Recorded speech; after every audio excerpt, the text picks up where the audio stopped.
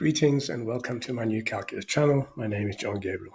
So in a recent email that the Discord owner of the new calculus channel received, we have this popular troll called Marcus Cliver. He's a very popular sweet troll, and he sent him this email saying, but you can't know which part of f prime and which part is q without limits unless the function is something like an algebraic or a polynomial, which is totally untrue.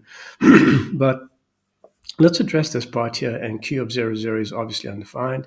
So in his dimwit brain, he's coming down to this day 4 lesson that was sent out. And there's this example here where we show that it is 0, but in this particular case, we're ignoring the value of x, okay? Because the function must be defined when x is equal to 0, but this original function here is not defined. So again, what Cliver has is a straw man argument. He's saying q of 0, 0 is not defined, but this isn't defined either at 0, 0, okay?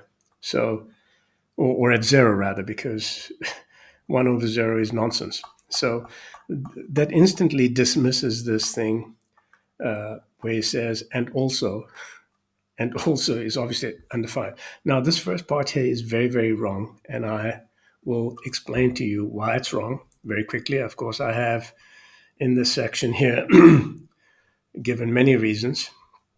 Okay, but I'll give you a brief demonstration now.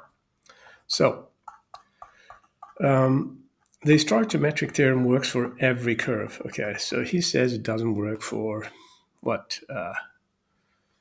Curves which are not, let's see, not algebraic or whatnot. So let's try ln x, see what we get there. All right, so now what's happening here is probably because the axes are too large. So let's go back there and sort out the axes. Come on. There you go. Now you can see the function, and you can see it works wherever you go. The identity is true, okay? And you can move h. If you put h there, obviously it can't be 0, only in the case of a straight function. So no problem, it always works, okay? Now, that's one. Let's try another one. Let's try sine of x. Okay, so sine of x, same story. Let's see how sine of x works. Okay, so you just sine of x. Everything's perfect, right? And that's not algebraic, and it's not polynomial. So Cliver is an idiot, and let's try one more for luck, e to the x. Oh, that's strange. Oh, wait, I know why. Because algebra doesn't see that. GeoGebra doesn't see that e as the natural. So we'll have to do that one and get rid of that, and then say e to the x, like that. And there you go. We've got it. So it also works for e to the x. Okay, there's e to the x, like that. And then to get that back down here, let's do this. It's probably because it's pretty far up. Okay, so there you go. Okay, so just do this like that, and then we got it there, and everything works just fine. Okay, there you go. No problem. No problem whatsoever. Right? Differences are all right. Everything's all correct. So Cliver is a very popular troll that came onto sci.math with his colleague called Zealous Malum many, many years ago.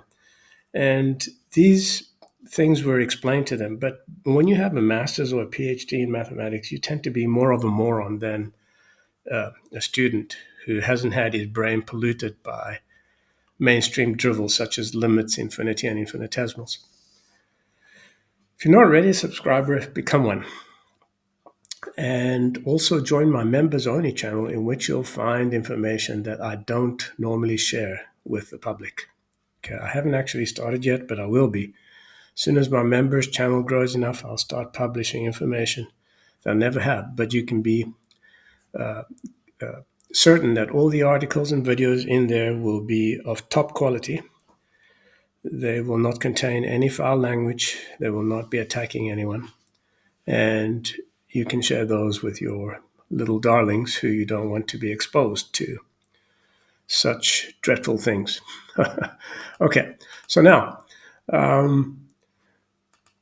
if you have any questions, you can send them to me, to my email address. I usually don't allow comments on my channel because I have so many trolls all over it.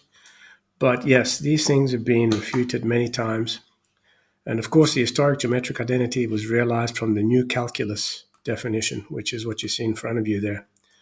And that uses a parallel secant line, never a non-parallel secant line like the monkeys Newton and Leibniz were using. Okay, so you can click on any of the videos and you'll find a join button. For €5 a month, you have access to the members only channel, right? So it's growing. Thank you to all those who have joined, and be patient. You won't regret it.